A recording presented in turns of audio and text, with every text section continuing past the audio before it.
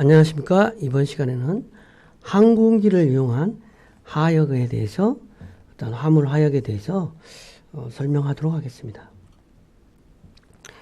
어찌됐든 학습 목표는 항공하역과 철도 하역인데 요즘에 이제 고가의 상품을 수출입하는 경우, 그 다음에 시급한 상품 이런 거를 중심으로 항공기를 이용한 어떤 수출입이 증가되기 때문에 항공하역의 중요성이 예전보다 더 높아진다. 그리고 또 특히 코로나 때 항공기를 이용한 어떤 화물이 많이 늘어나가지고 그것들이 이제 계속 지속적으로 어떤 항공화물을 이용하는 것이 지속되니까 항공화물에 대한 수요, 그래서 항공하역에 대한 수요 이런 것들이 많아진다고 할 수 있겠습니다.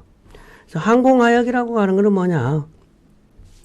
항공화물은 이제 항공기로 화물을 취급하는 정보 시스템이라든지 자동화 시스템 이런 것이 항공화물 하역 시스템이라고 할 수 있겠습니다.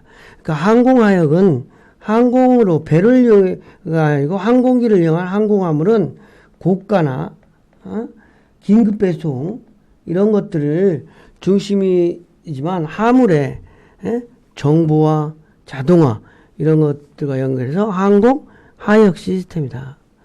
그럼 항공기에 어떤 용기는 어떤 것이 있냐?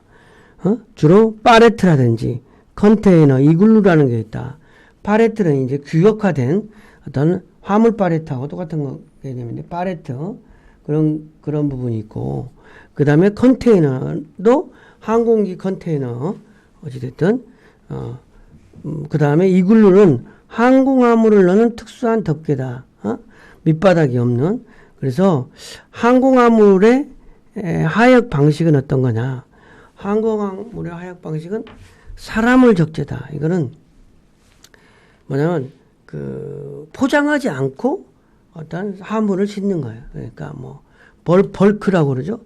그래서 뭐 어떤 상품을 포장하지 않고 화물을 싣는 거예요. 물론 이제 농산물이라든지 이런 것들을 주로 포장하지 않고 실내죠. 벌크로. 그 다음에 파레트 적재는 파레트의 상품을 해서 적재하는 거. 그 다음에 컨테이너 적재는 컨테이너에. 그 다음에 탑재 방식에 따라서 또 여러 가지 뭐 가축을 수송한다든지 말 수송한다든지 차량 수송하는지 어떤 거에 따라서 어떤 특수한 방식에 따라서 이렇게 항공화물 하역 방식은 또 달라지겠죠. 어찌됐든 항공화물의 어떤 컨테이너와 그림으로 좀 봐두는 거로, 컨테이너는 이렇게 컨테이너가 이렇게 생겼다는 그림을 좀 보면 되겠고, 파레트는 어떤 뭐 일반 화물 파레트하고 거의 유사한 개념입니다.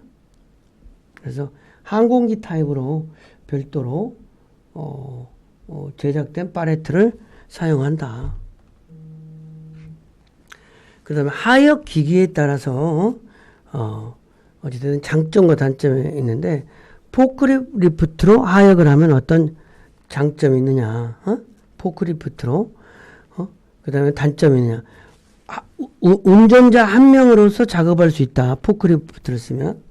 그 다음에 운반하역 시 안정성은 다른 기기에 비해서 우수하다.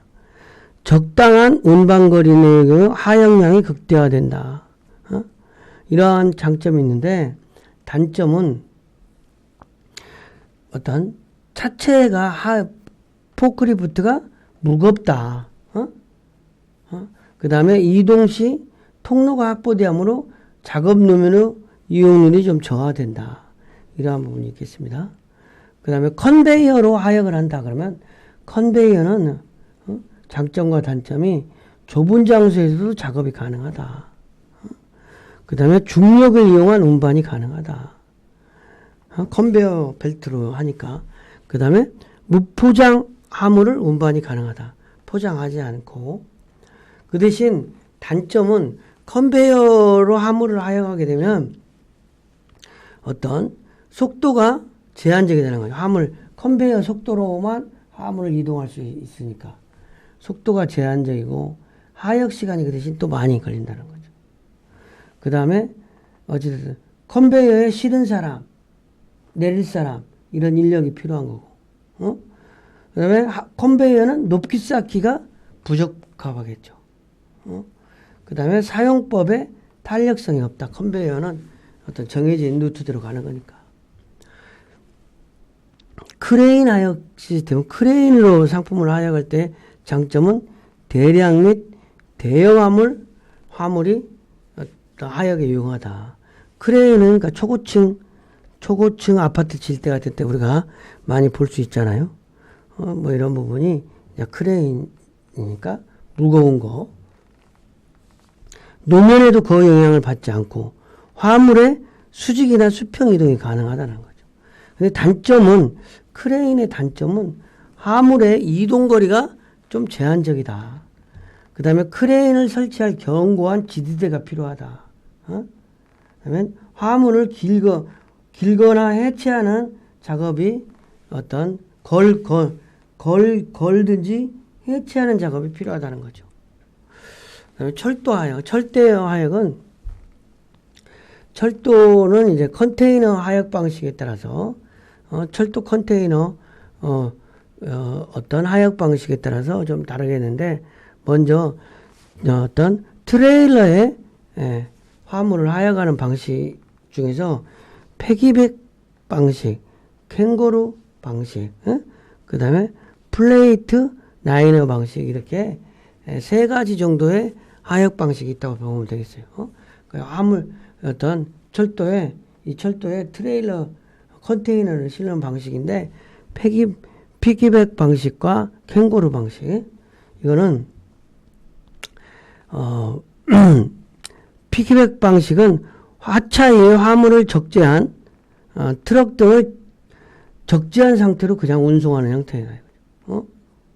대신 장점은 장거리 수송 시 트럭 연료비, 운전기사 인건비 절감, 시간 단축 등 이런 거가 좀 필요하는데 단점은 상하 역시 장비가 필요하다는 거죠. 그냥 어떤 트레일러 하대만큼 어떤 트레일러 채로 실으니까 이만큼 더 높아지는 거죠. 캥거루 방식은 세미 트레일러를 특수한 철도 대차에 싣고 수송하는 방식이다. 그래서 이런 방식이 캥거루 방식이다. 그 다음에 여기는 이제 봐봐. 트레일러 원 플레이트 방식입니다. 여기는 트레일러 채로 이렇게 실는다는 거죠. 근데 여기는 컨테이너만 별도로 실는 거예요. 철도에 컨테이너만 실는 거다는 거죠.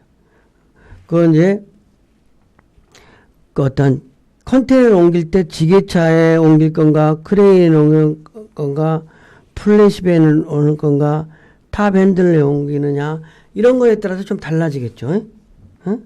그래서 평판형 트레일러다.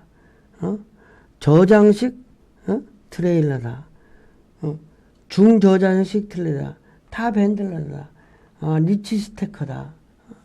뭐 이런 부분으로 여러분들이 뭐 그림 정도만 보고 이해를 하고 좀 자세한 거는 여기는 좀 생략을 하도록 하겠습니다. 철도 하차의 종류도 철도도 하차가 여러 가지가 있어요. 유계 하차, 무계 하차, 호프 하차라는 거다. 우선 이렇게 개폐문이 있는 하차라는 거죠. 그 다음에 호프 하차는 이렇게 어떤 곡물이라든지 시멘트라든지 광석이라든지 이런 거를 이렇게 실 수 있도록 하는 하차를. 그래서 유계 하차는 화물을 안전하게 저을 수 있도록 지붕과 벽을 설치한 배형 구조다. 철도 회사가 운영하고 소유하는 형태다. 근데 어떤 호프 하차는 입체와 분체인 화물을 운반하는 거다. 시멘트라든지 광석, 곡물 등의 종류에 따라 개폐 부분 등의 구조를 변경시켜서 하는 부분이다. 그래서 석탄차라든지 이런 부분이 되겠습니다. 학습 내용을 정리. 이제 항공화물이 이제 늘어나는 추세다. 그래서 항공화물은 가장 중요한 거가 이제 물관리사 시험에 자주 나오는 건데 고가, 긴급 수요의 화물을 주로 수용하는데 편리한 화물이 되겠죠. 그 다음에 항공화물의 항공하역 시스템은 항공에 따라 화물에 따라 어떤 정보 시스템인데 단위 탑재 수송 용기에 따라서 팔레트로 화물을 실느냐, 컨테이너로 실느냐, 이글루로 실느냐 이게 좀씩 달라지는 거죠. 이글루나 그 다음에 항공화물의 하역 방식은 항공화물의 하역 방식도 사람을 적재다. 이거는 그냥 농산물처럼 이런 것들을 벌크체로 실는 거예요.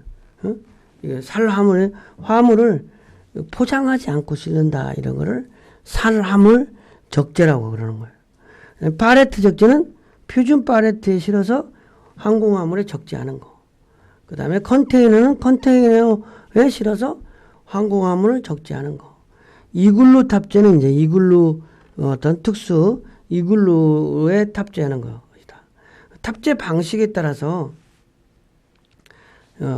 그 항공화물 특수 탑재 방식은 이제 차량 수송이라든지 말, 가축 이런 거, 의류를 행거에 걸어서 적재하는 방식 이런 부분이 있는데 사실은 어찌됐든 항공기로 항공으로 하는 화물 수송이 엄청나게 늘은 것만은 사실이에요. 저부터 왜냐하면 신속하게 이동을 해야 되니까. 그래서